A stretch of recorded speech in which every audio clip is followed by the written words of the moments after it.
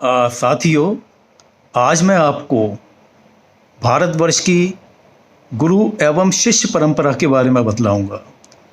देखिए, हम भारत के लोग जो हैं या भारतवर्ष कभी भी पास्ट में भी प्राचीन काल में भी कभी किसी दूसरे को जीतने के लिए आर्मी लेकर के नहीं गया, कभी अपनी सेना लेकर के कभी किसी दूसरे देश पर कब्जा करने के लिए नहीं गया। आप देखिए, इसको चाहे आप पौराणिक काल से देख लीजिए। राम भगवान ने श्रीलंका को जीत लिया, परंतु वहाँ पे खुद राजा नहीं बने थे, बल्कि वो वहाँ पे विभीषण को ही राजा बना करके आ गए थे। भगवान श्री राम ने बाली को मार दिया था। उसके बाद उन्होंने बाली के राज्य को खुद उन्होंने नहीं हथियाया था, बल्कि उन्होंने सुग्रीव को वहाँ का राजा बना दिया था। हमने आधुनिक समय में भी बांग्लादेश के अंदर जो वहाँ की मुक्ति वाहिनी थी उसको सहयोग दिया था। उसके बाद जब वो बांग्लादेश एक स्वतंत्र देश बन गया तो हमने वहाँ पर कब्जा नहीं किया, बल्कि हम उसको छोड़ करके अपने आ गए थे। वहीं के लोगों के हवाले हम लोगों ने बांग्लादेश को वहीं के लोगों के हवाले कर दिया था। हमने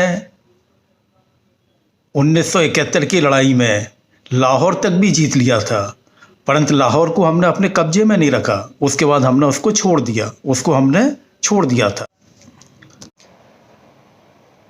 इसके पीछे चक्कर क्या है कि कभी भी हमने, आप देखिए, विश्व शक्ति बनने की कभी नहीं सोची। भारत ने सदा विश्व गुरु बनने की बात सोची, विश्व शक्ति की नहीं सोची उन्होंने। उसके पीछे रीज़न ये है, आप कभी दूसरे समाज के लोगों को, दूसरे देश के लोगों को अपनी शक्ति के बल पर बहुत ज़्यादा दिनों तक कंट्रोल में नहीं रख सकते हैं। रूस ने अफ़गानिस्तान में घुसने की कोशिश की थी, कुछ साल रही भी, फाइनली रूस को वहाँ से वापस आना पड़ गया। अमेरिका ने कभी अपने शक्ति के दम पर जो है कभी वियतनाम को कंट्रोल करने की कोशिश की थी, परंतु अल्टीमेटली अमेरिका जैसी महाशक्ति को भी वहाँ से वापस आना पड़ गया। तो बेसिकली अर्थ ये है कि आप शक्ति के बल पर किसी दूसरे को ज़्यादा समय तक कंट्रोल नहीं कर सकते हैं। कुछ समय के लिए कर लेंगे, परंतु बहुत ज़्यादा टाइम के लिए कंट्रोल नहीं कर सकते हैं। बल्कि हिंदुस्तान ने जो है, भारत ने जो है, दूसरों को आर्मी के माध्यम से नहीं जीता, बल्कि अपने आध्यात्म के बल से, अपने धर्म के बारे में, अपने ज्ञान के बारे में दूसरे देशों पर बहुत ही अमिट प्रभाव छोड़ा है। आज आप ये देखिए कि आज मालूम पड़ रहा है कि हिंदुस्तान के धर्म के मामले में, आध्यात्म के मामले में, ज्ञान के मामले में विभिन्न देशों पर इतना ज़्यादा प्रभाव है कि वो आज इतने 2-2.5 हज़ार साल बीत गए, परंतु आज भी वो प्रभाव बरकरार है। जैसे कि आप देखिए, चीन के अंदर यद्यपि धर्म को अफीम मानने वाले लोगों की सरकार आ गई, उसके बावजूद भी वहाँ पे बौद्ध धर्म जो है काफ़ी सालों तक रहा, और आज भी वहाँ पे बौद्ध धर्म के फॉलोवर्स बहुत हैं। इसके बाद आप देखिए, आपका थाईलैंड हो गए, इंडोनेशिया हो गए, कंबोडिया हो गए, आपका लाओस हो गए, जापान हो गए, यहाँ पर भी अपना सनातन संस्कृति का काफ़ी प्रभाव है। जबकि सनातन संस्कृति वहाँ से काफ़ी पहले हम लोग आ गए थे, परंतु फिर भी आज भी वहाँ पे सनातन संस्कृति का प्रभाव चल रहा है। हमारे यहाँ पर बेसिकली गुरु शिष्य परंपरा है।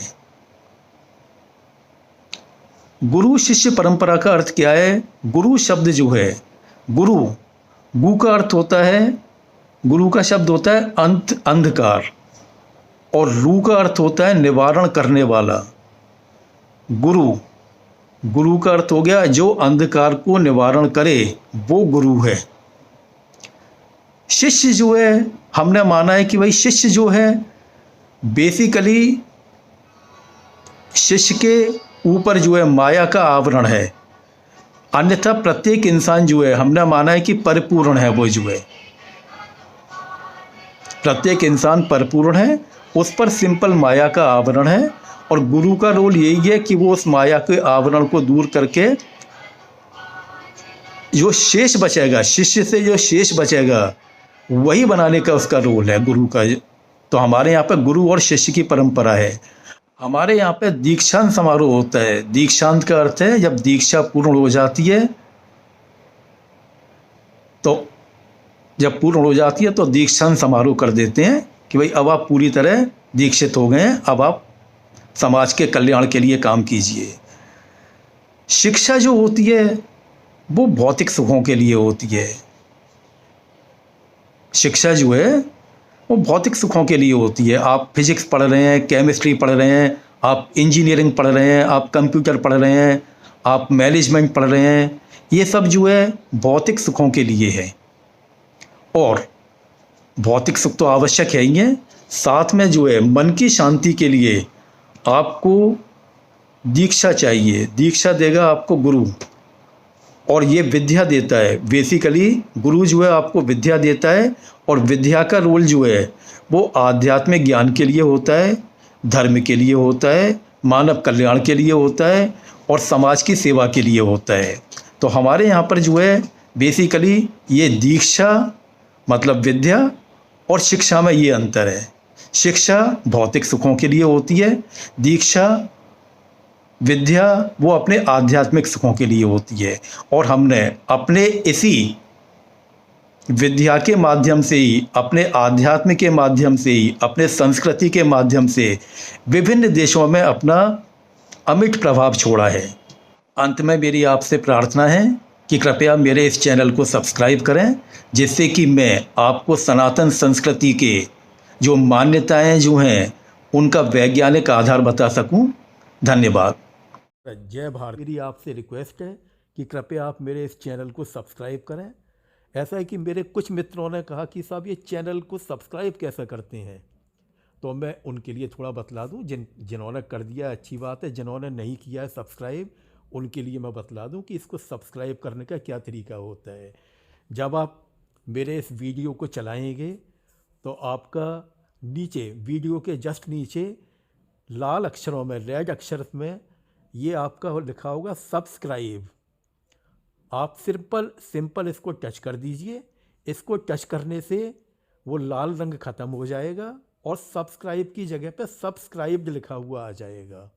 इस तरह से इसको सब्सक्राइब किया जाता है।